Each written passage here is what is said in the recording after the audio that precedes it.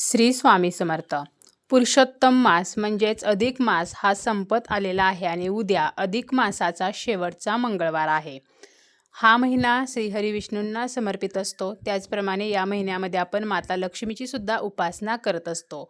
पुरुषोत्तमाचा महिना म्हणजेच श्री विष्णूंचा महिना म्हणून हा अधिक महिना ओळखला जातो आणि हा अधिक महिना आता लवकरच संपणार आहे आणि उद्या शेवटचा मंगळवार आहे.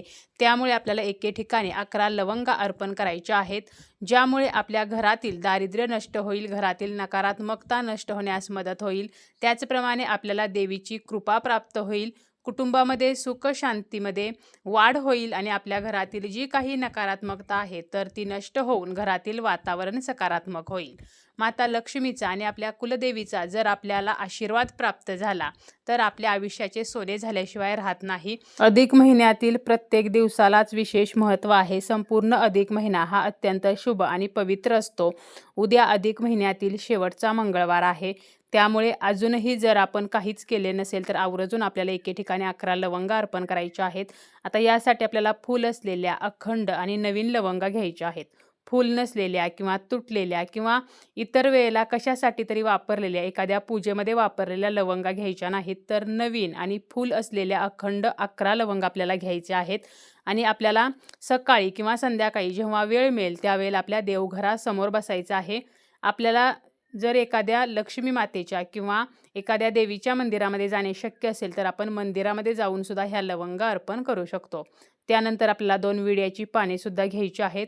1 रुपया घ्यायचा आहे आणि आपल्याला माता लक्ष्मीसमोर सर्वप्रथम तुपाचं निरंजन प्रज्वलित करायचं आहे. त्यानंतर 2 विड्याची पाने एकावरती एक आपल्याला ठेवायची आहेत. त्यावरती आपल्याला एक नाणं ठेवायचं आहे आणि त्यावरती आपल्याला या 11 लवंगा ज्या आहेत तर त्या ठेवायच्या आहेत. आणि हा विडा आपल्याला आपल्या ओंजळीमध्ये घ्यायचा आहे. त्यानंतर आपल्याला 16 वेळेला महालक्ष्मी अष्टकम म्हणायचं आहे. 16 वेळेला म्हणणे शक्य नसेल तर किमान 3 वेळेला महालक्ष्मी अष्टकम म्हणायचं आहे. त्यानंतर आपल्याला 108 वेळेला माता लक्ष्मीचा जो मंत्र येतो तर तो म्हणायचा आहे किंवा ओम एम ह्रीम क्लीम चामुंडाय विच्चे हा जो मंत्र आहे तर हा मंत्रसुद्धा आपल्याला 108 वेळेला म्हणायचा आहे. 108 वेळेला म्हणणे शक्य नसेल तर किमान 21 वेळेला तरी आपल्याला ओम एम ह्रीम क्लीम चामुंडाय विच्चे हा मंत्र म्हणायचा आहे किंवा माता लक्ष्मीचा कोणताही मंत्र म्हटला तरीसुद्धा चालेल. आणि त्यानंतर हा जो विडा आहे तर तो लक्ष्मी मातेला आपल्याला अर्पण करायचा आहे. आणि अशाच प्रकारे आपल्याला 1 विडा आपल्या कुलदेवीला सुद्धा अर्पण करायचा आहे. आपल्या कुलदेवीसाठी लक्ष्मी मातेसाठी मंगळवारचा दिवस जो आहे तर तो अत्यंत शुभ असतो आणि देवीचा वार हा मंगळवार असतो. त्यामुळे आपल्याला ह्या 11 लवंगा अर्पण करायच्या आहेत. मंदिरामध्ये जाऊन सुद्धा आपण ह्या 11 लवंग अर्पण करू शकतो. आता घरीच आपण ज्या 11 लवंग अर्पण केलेल्या आहेत मग या लवंगांचं पुन्हा काय करायचं तर विड्याची जी पाने आहेत तर ती आपण खाऊ शकतो किंवा विसर्जित करू शकतो. लवंगा ज्या आहेत तर त्या सुद्धा आपण चहामध्ये टाकून किंवा आपण अशाच त्या लवंगा सुद्धा खाऊ शकतो किंवा एका लाल कापडामध्ये त्या विड्याच्या पानावरती जो आपण 1 रुपया ठेवलेला आहे आणि त्यासोबत ह्या ज्या 11 लवंगा आहेत तर त्या किंवा त्या 11 लवंगांमधील अगदी 2 लवंगा घेतल्या आणि त्या नाण्यासोबत ह्या 2 लवंगा बांधून आपल्या तिजोरीमध्ये किंवा आपण ज्या ठिकाणी पैसे ठेवतो तर त्या ठिकाणी जरी आपण हे नाणं आणि लवंगा ठेवल्या तरीसुद्धा आपल्या घरामध्ये बरकत येत असते. माता लक्ष्मीच्या आशीर्वादाने आपल्या घरातील ज्या काही आर्थिक समस्या आहेत, पैशासंबंधीच्या अडचणी आहेत तर त्या नष्ट होत असतात. त्याचप्रमाणे या अधिक महिन्यामध्ये अजूनही जर आपण कुलदेवीची ओटी भरलेली नसेल तर उद्या आपण अधिक मासाच्या शेवटच्या मंगळवारी सुद्धा कुलदेवीची ओटी भरू शकतो. सुवासिनी पूजन जे आहे तर ते सुद्धा अजूनही केलेलं नसेल तर आपण सुवासिनी पूजन जे आहे तर ते सुद्धा करू शकतो. आपल्या आईची ओटी भरू शकतो. त्याचप्रमाणे गोमातेला म्हणजे देशी गाईला सुद्धा आपण या दिवशी हिरवा चारा किंवा तूप लावलेली भाकरी किंवा तूप लावलेली चपाती खायला देऊ शकतो.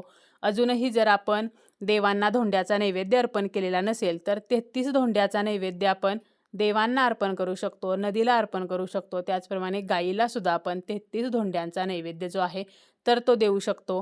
त्याचप्रमाणे या शेवटच्या मंगळवारी आपण दानधर्म करू शकतो. अन्नदान असेल, वस्त्रदान असेल किंवा आपण दक्षिणा जी आहे तर ती दान करू शकतो.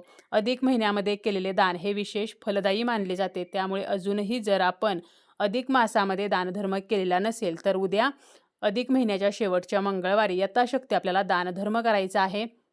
तसेच आपण तुळशी मातेसमोर सुद्धा 33 दिव्यांचं दीपदान जे आहे तर ते करू शकतो. आपल्या देवघरासमोर 33 दिव्यांचं दीपदान करू शकतो. अधिक महिन्यामध्ये दीपदानाला खूप महत्त्व आहे. अजूनही जर आपण दीपदान केलेले नसेल तर 33 दिव्यांचं दीपदान हे आपण देवासमोर, तुळशीसमोर, नदी किनारी, त्याचप्रमाणे आपण मंदिरामध्ये सुद्धा हे दीपदान करू शकतो. अशा छोट्या छोट्या गोष्टी जरी आपण या अधिक महिन्याच्या शेवटच्या मंगळवारी केल्या तरी सुद्धा याचे आपल्याला अधिकाचे फळ प्राप्त होत असते.